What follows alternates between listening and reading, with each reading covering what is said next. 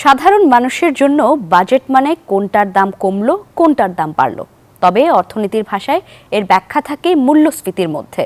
একটি গণ অভ্যুত্থানের মাধ্যমে গঠিত সরকারের কাছে তাই অগ্রাধিকার হচ্ছে সাধারণ মানুষের জীবনযাপনকে সহজ করা। বাজেটে তেমনই কিছু করতে চান অর্থ উপদেষ্টা সালেউদ্দিন আহমেদ। নিউজ 24-কে জানালেন, সরকারি ব্যয়ের অপচয় কমিয়ে বরাদ্দ বাড়াবেন সেখানে যেখানে কর্মসংস্থানের জন্য ব্যবসা বাড়ানোর সুযোগ সৃষ্টি হবে। বিস্তারিত তুলে ধরেছেন সহকর্মী শাহনাজ ইয়াসমিন। পরিসংখ্যান বলছে টানা 10 মাস খাদ্য মূল্যস্ফীতি 10% বেশি ছিল। 2024 সালের এপ্রিল থেকে 2025 সালের মার্চ পর্যন্ত গড় মূল্যস্ফীতি ছিল 10.44%। নিত্যপণ্য আর সেবার দাম বাড়ার প্রভাবে 2 বছরে অতি দরিদ্র হয়েছে 38 লাখ মানুষ। দেশে 26,60,000 বেকারের মধ্যে 1 বছরে বেড়েছে 1,70,000। এমন বাস্তবতায় অন্তর্বর্তী সরকারের প্রথম বাজেটের দিকে তাকিয়ে দেশের মানুষ, যে সরকারের প্রধান উপদেষ্টাও একজন অর্থনীতিবিদ এবং যিনি দারিদ্র্যকে জাদুঘরে পাঠাতে চান। আগামী 2 জুন যে বাজেট দিতে যাচ্ছেন টেলিভিশনে বক্তৃতা দিয়ে, তা নিয়ে আলোচনায় ডক্টর সালেউদ্দিনের মুখোমুখি হয়েছিল নিউজ 24। কেন্দ্রীয় ব্যাংকের গভর্নরের দায়িত্ব পালনকারী সালেউদ্দিন জানালেন, তার নজর থাকবে বিনিয়োগ বৃদ্ধি, জ্বালানি সাশ্রয় এবং কর্মসংস্থানের সুযোগ তৈরিতে। ইকোনমি যেন গ্রো করে, ব্যবসা বাণিজ্য হয়, কর্মসংস্থান হয়। কর্মসংস্থান মানে শুধু কর্মসংস্থান আছে, শুধু নয় ওয়েজ। তারপরে আপনার জীবন, মানুষের সামাজিক জীবন, শিক্ষা, স্বাস্থ্য, সামাজিক নিরাপত্তা, ওটা যেন স্বস্তি করা। সার্বিকভাবে আমরা চাচ্ছি বাংলাদেশকে একটা সমতা ভিত্তিক, একটা কল্যাণমুখী একটা দেশ করতে, যাতে ওয়েলফেয়ার ওরিয়েন্টেড। বাজেটের আকার বাড়াতে চান না অতীতের মতো, তাই থাকছে না মেগা প্রজেক্টের গাল ফোলানো বুলি। দৃঢ় উচ্চারণ, বাজেট হবে বাস্তবমুখী।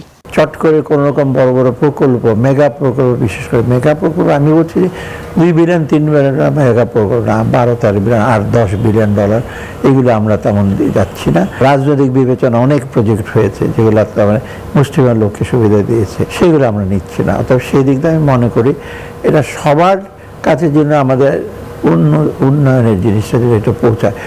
জিনিসপত্রের দাম কমানো তথা মূল্যস্ফীতি নিয়ন্ত্রণ 25-26 অর্থ বছরের 1 নম্বর অগ্রাধিকার, জানালেন আশাবাদী সালেউদ্দিন। আমাদের চ্যালেঞ্জ হলো দুটো, একটা চাহিদা, ওটা তো মানুষের কাছে টাইট করে করা হচ্ছে, but that is not enough.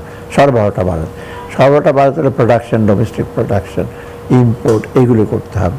অর্থাৎ আমরা এটা চেষ্টা করছি ডিসেম্বর দিকে আমরা 8টার দিকে পৌঁছতে পারবো। তো আগামী জুনের দিকে হয়তো এটা স্বাভাবিক 7 বা 6 ফিরে আসবে, একটু সময় লাগবে।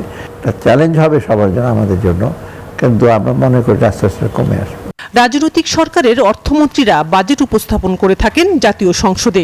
সংসদ না থাকায় রাষ্ট্রপতির অধ্যাদেশের মাধ্যমে উপদেষ্টা সালেউদ্দিন আহমেদ বাজেট উপস্থাপন করবেন টেলিভিশনের পর্দায়। সবশেষ টেলিভিশনে 2007 ও 2008 সালে বাজেট ঘোষণা করেছিলেন সাবেক তত্ত্বাবধায়ক সরকারের অর্থ উপদেষ্টা এবি মির্জা মোহাম্মদ আজিজুল ইসলাম। সেই বাজেট 1 লাখ কোটির ঘরের নিচে ছিল। এবার দেখার বিষয়, নতুন অর্থ উপদেষ্টার বাজেট 8 লাখ কোটি টাকার ঘর স্পর্শ করে কিনা। অর্থনীতিবিদ ডক্টর মোহাম্মদ ইউনূসের নেতৃত্বে অন্তর্বর্তী সরকারের প্রথম বাজেট, তাই দেশের মানুষের চাহিদাও ব্যাপক। তবে সেই চাহিদা শুধুমাত্র বাজারের জিনিসপত্রের দাম কমলো কি বাড়লো সেটা নিয়েই। সাধারণের চাওয়া বাজার থেকে স্বস্তি নিয়ে ঘরে ফেরা। বর্তমান অর্থ উপদেষ্টা এই চাওয়া কতটা পূরণ করতে পারবেন তা দেখার অপেক্ষায় দেশের মানুষ। শাহনাজ ইয়াসমিন, নিউজ 24, ঢাকা।